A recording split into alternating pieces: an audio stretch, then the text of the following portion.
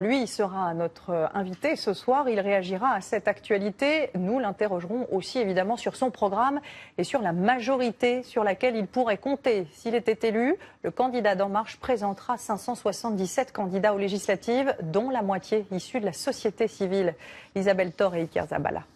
Pour moi, il était absolument impossible de rester sans rien faire face à une possibilité du Front National qui arrive au pouvoir. Les jeunes de la diversité veulent construire la nation française et la redresser au même titre que tous les autres Français. Ils ont tous les deux envie d'être députés. Il leur a suffi d'un clic sur le site pour répondre à l'appel à candidature lancé par Emmanuel Macron il y a un mois. En Marche présentera 577 candidats. Emmanuel Macron qui dessine la majorité de ses rêves s'il était élu. Une assemblée pour moitié féminine, plurielle et surtout composée de 50% d'anonymes issus de la société civile.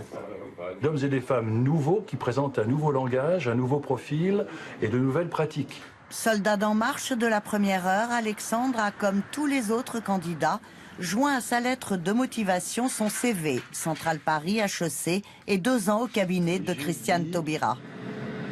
Que je me suis réalisé par la méritocratie républicaine.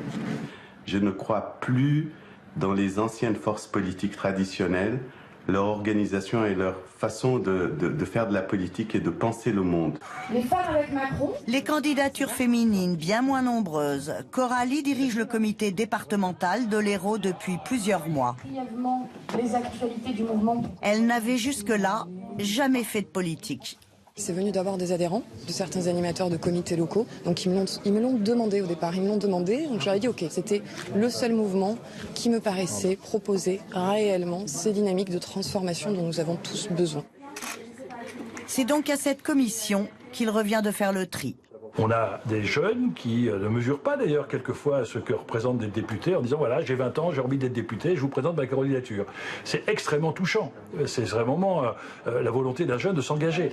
Et d'autres qui sont au contraire beaucoup plus réfléchis et qui ont du poids. Près de 13 000 candidatures, un travail de titan. Et pour l'instant, personne n'a reçu de réponse. Allez, si t'as une affiche sur l'égalité... Et en attendant, il s'agit d'abord de gagner la présidentielle. Tout autre